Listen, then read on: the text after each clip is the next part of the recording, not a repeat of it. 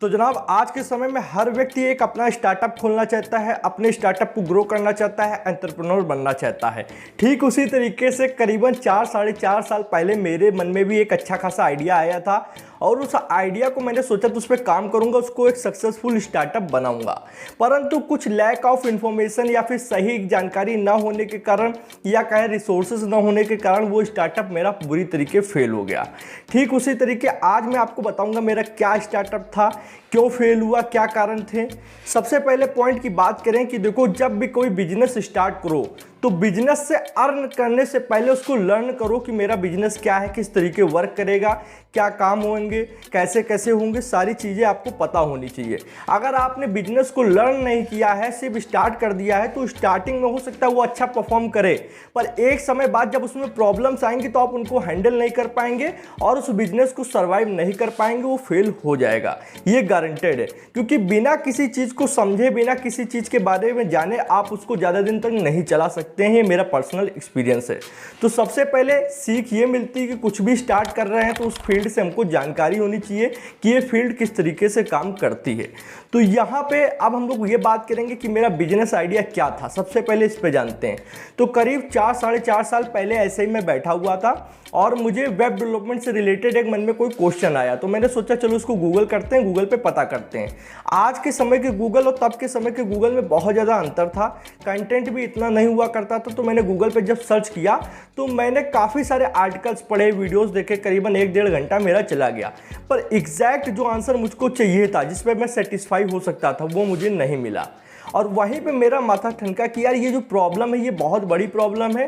शायद ऐसे बहुत से लोग होंगे जो डेली बेसिस पे बहुत कुछ सर्च करते होंगे जानकारी के लिए, उनको एग्जैक्ट इन्फॉर्मेशन नहीं मिलती होगी, और ये प्रॉब्लम भी उस वक्त काफ़ी बड़ी थी।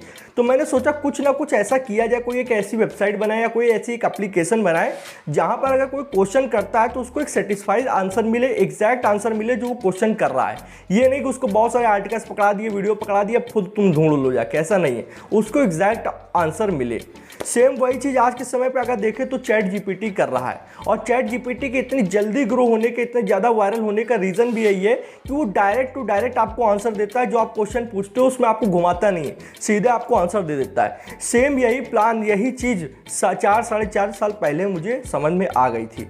कहोगे भाई ये तो आप स्टोरी भी बना सकते हो सोच के भी, ऐसा नहीं है, प्रूफ दूंगा अभी मैं थोड़ी देर बाद में। तो ऐसा मैंने सोचा कि चलो कुछ ऐसा बनाते हैं। तो यार दिमाग में एक बात आती है कि थोड़ा सा अगर लॉजिक लगाएं तो कोई भी वेबसाइट या ऐप बनाएंगे तो उसमें अगर कोई क्वेश्चन पूछता है तो उस क्वेश्चन का आंसर देने के 3 तरीके हो सकते हैं। एक कि मैं डेटाबेस बनाऊं, उसके अंदर काफ़ी सारे क्वेश्चन एंड आंसर डाल दूं, अगर कोई भी क्वेश्चन उससे मैच करता है तो उसका आंसर आ जाएगा। पर ऐसा मुमकिन नहीं है क्योंकि बहुत सारे लोग हैं और बहुत सारी क्वेरीज होती हैं, क्वेश्चन होते हैं, सर्च करेंगे तो उसका मतलब अंदाज़ा लगाना बहुत मुश्किल है, ये नहीं हो सकता था। दूसरा ऑप्शन ये था कि यार मैं एक ऐसा आर्टिफिशियल इंटेलिजेंस प्रोग्राम बनाऊं जिसको बहुत सारे डेटा के साथ ट्रेंड किया हो, प्लस इंटरनेट से भी वो कनेक्ट हो, देन उससे वो आंसर उनको लाकर अच्छे से दे पाए। वो भी उस समय पॉसिबल नहीं था क्योंकि करीबन 15-16 साल के लड़के के लिए उस समय मेरे पास क्या था, ओनली एक 3000 रुपये का इंटेक्स का मोबाइल था। अब 3000 के इंटेक्स के मोबाइल में उस समय मैं क्या ही कर सकता था। अगर मैं सोचूं कि प्रोग्रामिंग लैंग्वेज मान लीजिए मैं सीख रहा था, मैं पाइथन पे काम भी करने लगता, मैं उसको पढ़ने भी लगता, मुझे थोड़ी बहुत आती थी, आर्टिफिशियल इंटेलिजेंस के बारे में इतना नहीं जानता था, अगर मैं पढ़ता भी तब भी मेरे पास वो रिसोर्सेज नहीं थे। क्योंकि जब आप कोई एआई बनाते हैं तो उसको ट्रेंड करने के लिए काफ़ी सारे डेटा की ज़रूरत होती है और उस डेटा को प्रोसेस करने के लिए काफ़ी सारी मशीन्स एंड सर्वर्स की ज़रूरत होती है, ये फैक्ट है। और एक 3000 के मोबाइल में बिना कंप्यूटर लैपटॉप के ये करना पॉसिबल नहीं हो सकता था, तो ये भी चीज़ें नहीं हो सकती थी। फिर तीसरा ये पॉइंट था कि यार हम लोग ऐसा कर सकते हैं कि कोई भी क्वेश्चन पूछेगा तो बैकएंड में एक टीम होगी जिसमें ह्यूमंस इंसान बैठे होंगे और उसके क्वेश्चन को समझ के अपनी नॉलेज प्लस इंटरनेट की नॉलेज से आंसर देंगे। तो यही आइडिया मेरे को समझ में आया कि ठीक है यार ये किया जा सकता है। पर उस वक्त तक कोई भी टीम नहीं थी मेरे पास, मैं एक अकेला पर्सन था जहां पर मैं आंसर दूंगा। अब मुझे उस वक्त क्या क्या नॉलेज थी, मुझे यूट्यूब से रिलेटेड सारी नॉलेज थी और खासकर मैं टारगेट भी यूट्यूबर्स को ही कर रहा था जो नए यूट्यूबर आते हैं, चैनल बनाते हैं। क्योंकि आज हो और चाहे 4 साढ़े 4 साल पहले हो, मुझे यूट्यूब से रिलेटेड A to Z सारी नॉलेज है। चैनल कैसे बनाना है, मोनेटाइज कैसे करना है, एडसेंस फॉर्म कैसे भरना है, A to Z, मतलब कोई भी क्वेश्चन हो, कोई भी अपडेट हो, सारी जानकारी है। और भगवान के रहते इतना भी मालूम है कि क्या क्या कम्युनिटी गाइडलाइंस है, कम्युनिटी स्ट्राइक कैसे आती है, किन कारणों बस आती है। और कभी इन सब झमेलों में मैं पढ़ा ही नहीं हूँ, क्योंकि मुझे पता है कि कंटेंट में कहाँ पे मिस्टेक नहीं करनी है। ग्रोथ एक अलग चीज़ होती है और नॉलेज एक अलग चीज़ होती है। अब ग्रोथ डिपेंड करती है कि लोग कितना चीज़ों को देखते हैं, पर यूट्यूब की नॉलेज मेरे पास परफेक्ट थी बहुत पहले से, कोई ऐसी प्रॉब्लम मेरे को कभी नहीं आई। तो मैंने सोचा जो नए यूट्यूबर्स आते हैं, नए लोग आते हैं, वो इस तरीके की चीज़ें टेक्नोलॉजी से रिलेटेड सर्च करते हैं, तो मैं उनको बता सकता हूँ। प्लस एंड्रॉयड टिप्स हो गई, वेबसाइट कैसे बनाई जाती है, कोडिंग क्या होती है, प्रोग्रामिंग क्या होती है, ऐप कैसे बनाई जाती है, ये आज भी मेरे को मालूम है, 4 साढ़े 4 साल पहले भी मालूम था। तो मैंने कहा ये सब नॉलेज अगर कोई भी सर्च करेगा तो मैं उसको आंसर दे सकता हूँ। और बाकी जैसे हेल्थ रिलेटेड टिप्स हो गई, एजुकेशन रिलेटेड टिप्स हो गई, उनके लिए मैं और टीम को हायर करूँगा और कुछ अपने दोस्तों को लेकर आऊँगा जिनको अच्छी नॉलेज है, तो ये चीज़ हो सकती थी। तो मैंने कहा चलो ये करते हैं, पहले स्टार्टिंग खुद से करेंगे, फिर अगर ये ग्रो करेगा तो और लोगों को लेकर आएंगे। अब मैंने कहा चलो भैया बैठते हैं, वेबसाइट बनाएंगे। तो हमने कहा ठीक है, वेबसाइट बनाने के लिए आप भी जानते हो कि होस्टिंग एंड डोमेन की ज़रूरत होती है।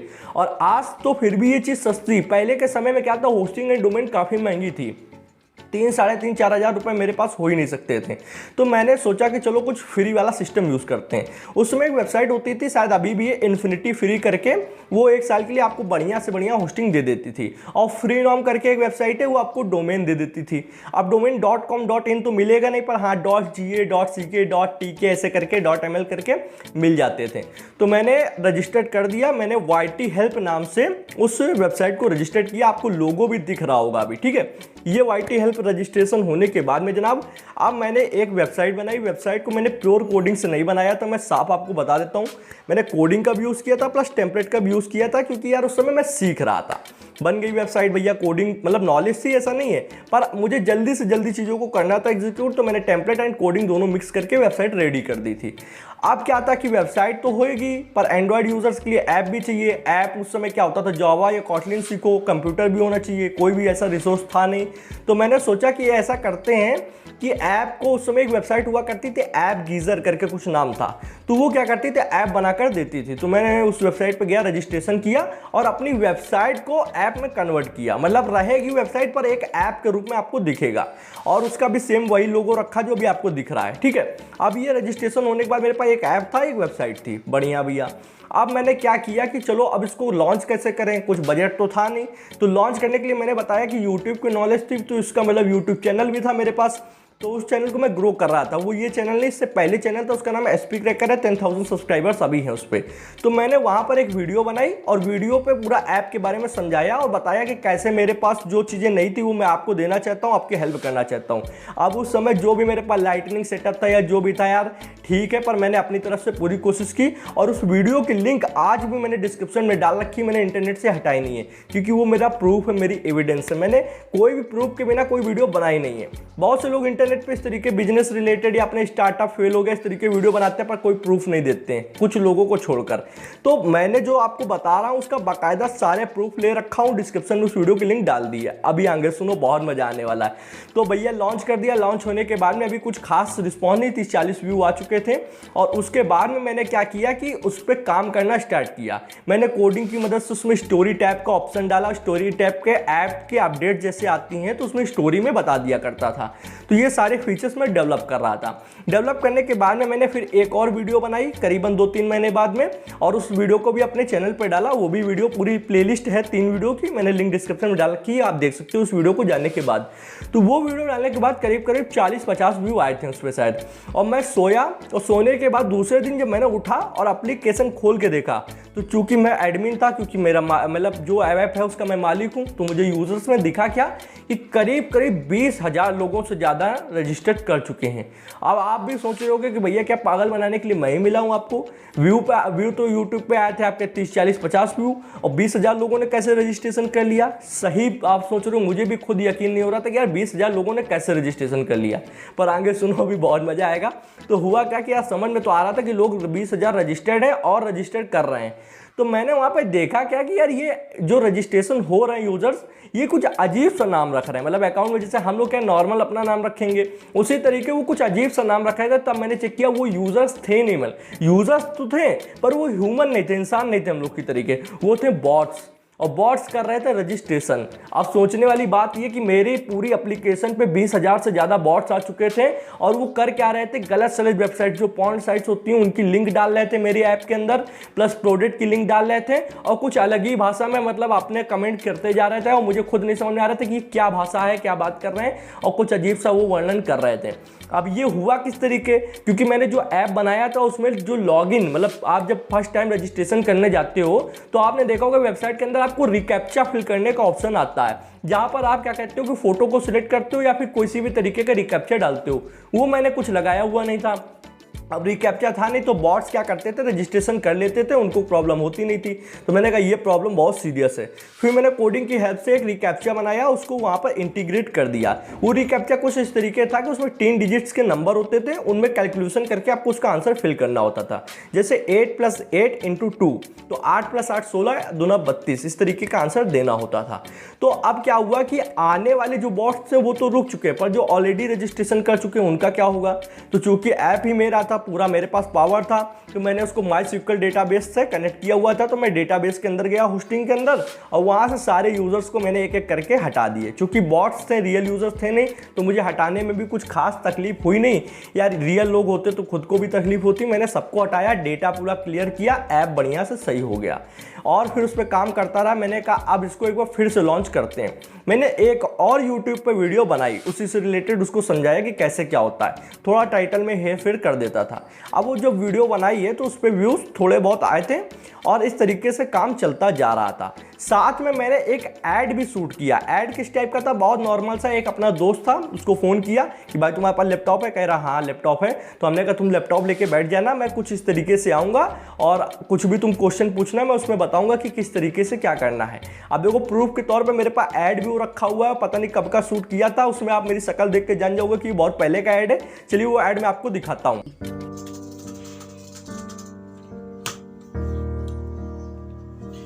क्या हुआ, इतना उदास क्यों बैठे हो? मैं स्कूल प्रोजेक्ट की एक वेबसाइट बना रहा, कुछ समझ में नहीं आ रहा क्या करें। बार बार एरर बता रही। ये एक नया ऐप आया YT हेल्प ऐप। इसको ऐसे देखो, ये ऐप है, यहाँ पे गए, इसको खोलो, यहाँ पे जाकर रजिस्टर करो, नाम डालो, पासवर्ड डालो, ईमेल एड्रेस डालो, डाल दिया। ठीक, अब इस पर क्लिक करो, यहाँ पे आस्क द क्वेश्चन लिखा है, इस पर क्लिक करो और कितने भी क्वेश्चन यहाँ पे पूछो, बिल्कुल फ्री है। क्या इतने क्वेश्चन पूछो, देखो क्वेश्चन पूछा और इसके 4 से 5 घंटे के अंदर मतलब 24 घंटे के अंदर आंसर भी आ जाता है। देखो ये आंसर आ गया, ठीक है। और कितने भी जब कहीं गूगल पे, यूट्यूब पे कुछ भी नहीं समझ में आया, इसी ऐप से पूछ लिया करो। बहुत ही सिक्योर ऐप है और मैं इसी से कोई भी प्रॉब्लम होता है इसी से पूछता हूँ। समझ में आ गया? थैंक यू भैया, थैंक यू। अरे ठीक है, तो क्या हुआ। अगर भाइयों आपको भी इंटरनेट की दुनिया में, टेक्नोलॉजी की दुनिया में कुछ भी समझ में नहीं आ रहा है तो आप इस ऐप से पूछिए। जब आपको कहीं गूगल से, यूट्यूब से कहीं पे भी आंसर ना मिले तो इस ऐप को डाउनलोड करने के लिए जाइए गूगल पर और यहाँ पे टाइप कीजिए appmania.ga और विज़िट कीजिए हमारी इस वेबसाइट में। इस वेबसाइट में यहाँ ऐप की पूरी डिटेल्स यहाँ पर दी गई है।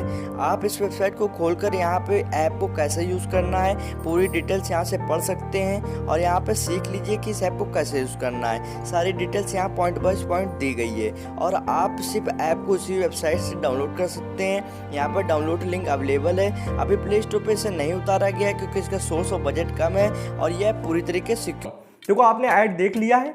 ऐड आपको शायद थोड़ा सा अच्छा लगा हो या ना लगा हो, क्योंकि उस समय मेरे पास यार 3000 के मोबाइल में क्या ही क्वालिटी आती और लैपटॉप कुछ था नहीं। बस एक वो घर भी मेरा नहीं है, मैं दूसरे दोस्त के घर पे गया था और क्योंकि उसके यहाँ सोफे वोफे थे यार, अच्छा सा थोड़ा बैकग्राउंड था। मेरे यहाँ तो वो चीज़ थी नहीं, तो मैंने कहा ठीक है भाई तेरे यहाँ सोफे वगैरह हैं, अपना बैठ जाना, लैपटॉप लेके मैं आऊँगा और इस तरीके से थोड़ा सा परफॉर्म करेंगे और एडवर्टाइजमेंट शूट कर लेंगे।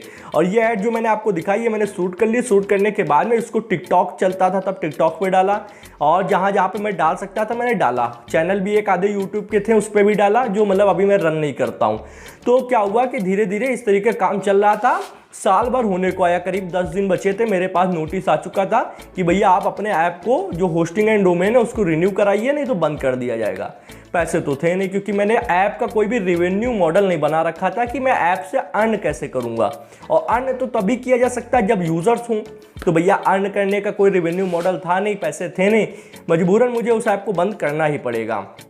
4 दिन बचे थे। 4 दिन जब बचे तो मैंने जो वीडियो डाल रखी थी लास्ट वाली तीसरी वीडियो, वो वायरल होने लगी। उसमें 1000 व्यू, 1500 व्यू, 2000 व्यू करके आते गए। करीबन 8 या 9000 व्यू अभी प्रेजेंट टाइम तक आ चुके हैं यार। जब उसमें व्यू आए तो 4 दिन तक बस वहाँ नोटिस आने लगी, तब तक वहाँ पे यूज़र्स भी आने लगे। करीबन 1000 या कुछ ऐसे ही आसपास ऊपर नीचे में नंबर थे, यूज़र्स आ चुके थे ऐप पर।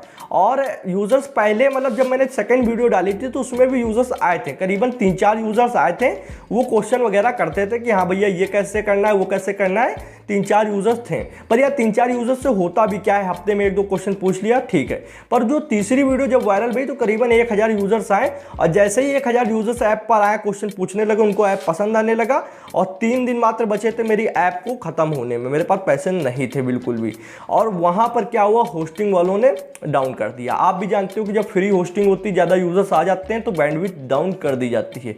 ऐप डाउन हो चुका था क्योंकि मैंने रिन्यू भी नहीं कराना था, पैसे भी नहीं थे, तो उन्होंने और ज़्यादा फिर उसको कर दिए डाउन, और फिर कुछ किया जा नहीं सकता था। इस तरीके से वो दिन आ गया जब मेरे पास सामने नोटिस आ गई कि आपकी एप्लीकेशन हटा दी गई है। अब ये एप्लीकेशन हटा दी गई है, पर उस हालात में उस समय पे मेरे पास नहीं था। मैंने ठीक है यार, हर चीज़ हर समय पे हो जाती तो हर इंसान बिल गेट्स होता, ये चीज़ मैं भी मानता हूँ। पर मैंने कहा मैं समय के साथ चीज़ों को सीखूंगा। जो मैंने 4-4.5 साल पहले गलतियां की थी वो आज मैं नहीं करूंगा। मैंने उसी दिन से हर चीज़ सीखना स्टार्ट किया। मैंने कोडिंग प्रोग्रामिंग अपनी मेन स्किल रखी, और सेकेंडरी में मैंने बिजनेस स्टार्टअप से रिलेटेड सब कुछ सीखा है। अभी भी सीख रहा हूँ, मैं परफेक्ट नहीं हूँ। मैं कभी भी, देखो कोई इंसान परफेक्ट हो ही नहीं सकता, हर समय हर चीज़ को अपडेट करता रहना चाहिए। अभी मैंने मार्केटिंग स्किल्स, उससे रिलेटेड आपकी जैसे सेल्स होती हैं, सेल्स कैसे होती हैं, प्रोडक्ट डिज़ाइन कैसे होता है, प्रोडक्ट डिलीवरी कैसे होता है, क्लाइंट से बात कैसे की जाती है, सब कुछ मैं धीरे धीरे सीख रहा हूँ। और इन फ्यूचर में आपको बता दूँ कि मैं खुद का स्टार्टअप स्टार्ट भी करने वाला हूँ। स्टार्ट करने के लिए अभी भी मैं कर सकता हूँ, मेरे पास ऐसी कोई प्रॉब्लम नहीं है नॉलेज से रिलेटेड, क्योंकि तब नॉलेज नहीं थी, अब नॉलेज है। पर अभी भी देखो एक चीज़ कॉमन है, मैं आपको बताना चाहूँगा कि जैसे कि वो ऐप बंद हो गया और उसके बाद भी यूज़र्स ने काफ़ी सारे कमेंट किया, तो मैंने वहाँ पर उस वीडियो के नीचे कमेंट डाल दी, भैया अब ये बंद हो चुका है, मेरे पास पैसे नहीं थे इसलिए मैंने पिन कर दिया कमेंट। और वो तीनों वीडियो की एक प्लेलिस्ट बनाकर मैंने लिंक डिस्क्रिप्शन में डाल दिया, आप जाकर देख लेना। उसमें बाकायदा टाइम भी है और वो मतलब सन भी दिया हुआ है कि आज से 3 साल करीबन 4 साल करीबन वो वीडियोज़ अपलोड हुई हैं। तो आप समझ जाओगे कि कोई बात यहाँ झूठ नहीं बोली जा रही, मैंने ऐसा खुद ट्राई कर रखा है। तो यही बात थी कि अगर उस समय रिसोर्सेज होते तो आज शायद चैट जीपीटी जितना नहीं, पर हाँ कुछ लेवल तक तो मैं उस चीज़ को बड़ा कर ही पाता। तो अगर मैं ये देखूँ अपने नॉलेज के हिसाब से कि कहाँ पर मेरे से गलती हुई है, तो 2 इंपॉर्टेंट पॉइंट निकलते हैं। एक लैक ऑफ इंफॉर्मेशन की सही जानकारी ना होना, दूसरा लैक ऑफ मनी कि भैया बजट ना होना, पैसे ना होना। लैक ऑफ इंफॉर्मेशन के अंदर कुछ पॉइंट्स मैं आपको बता दूं कि क्या क्या गलती करी। पहला कि मैंने कोई भी अपना प्रोटोटाइप या प्री प्लान नहीं बनाया, जबकि बिजनेस स्टार्ट करने से पहले आपको कुछ तो प्री प्लान रखना होता है कि किस तरीके से मेरा बिजनेस परफॉर्म करेगा, किस तरीके से मेरी ऐप रन होगी, क्या क्या चीज़ें मुझे टाइम टू टाइम अपडेट करनी है, क्या 6 महीने में लाना है, क्या कैसे करना है। कुछ भी प्लान नहीं था, बस स्टार्ट कर दिया था। दूसरा, कंपटीशन नहीं समझा कि मेरे जैसे और कितने एप्लीकेशन हैं, वो क्या कर रहे हैं, किस तरीके वर्क करते हैं, कुछ भी मैंने कंपटीशन को नहीं समझा। तीसरा, मैंने ये नहीं देखा कि मेरा रोल क्या रहेगा, मुझे और टीम कैसे हायर करनी है, क्योंकि एक अकेला चना बाहर नहीं फोड़ सकता, ये आप भी जानते हैं जनाब। और एक चीज़ ये नहीं समझी कि देखो हर स्टार्टअप के अंदर कम से कम 3 लोग तो होने ही चाहिए, ज़्यादा से ज़्यादा तो 15-20 हो तो अच्छी बात है, पर 3 लोग कैसे? एक मार्केटिंग संभालेगा, एक टेक के बारे में संभालेगा, तीसरा बिजनेस ग्रोथ देखेगा, डेटा को समझेगा कि ग्रोथ हो भी रही है कि हम लोग वहीं पे स्टक हैं, तो ये तो होना ही चाहिए। और तीनों काम मैं अकेले नहीं कर सकता था। तो ये था भैया लैक ऑफ इन्फॉर्मेशन, जहाँ पर मैंने चीज़ों को समझा नहीं। अब लैक ऑफ मनी में समझते हैं, देखो पैसा जब नहीं होता है ना तो हर चीज़ खराब होती है। एक बार इन्फॉर्मेशन नहीं है, पैसा है तो आप दूसरे को हायर करके इन्फॉर्मेशन ले सकते हो, पर पैसा ही नहीं था। अगर पैसा होता तो उस समय मैं उसको रिन्यू करता, यूजर्स आ चुके थे तो थोड़ा और मैं उसको आगे ला सकता था, ये चीज़ हो सकती थी। पर बजट नहीं था, बजट ना होने के कारण कोई खास मार्केटिंग नहीं कर पाया। जो यूट्यूब पे ऑडियंस थी, कुछ लोग थे, उन्हीं को तक पहुंचा पाया। मार्केटिंग कर पाता तो शायद कोई ना कोई सपोर्ट करता, कुछ फंड दे देता, तो उससे मैं और सर्वाइव कर सकता था, पर लोगों के नज़र में ही वो चीज़ नहीं गई थी।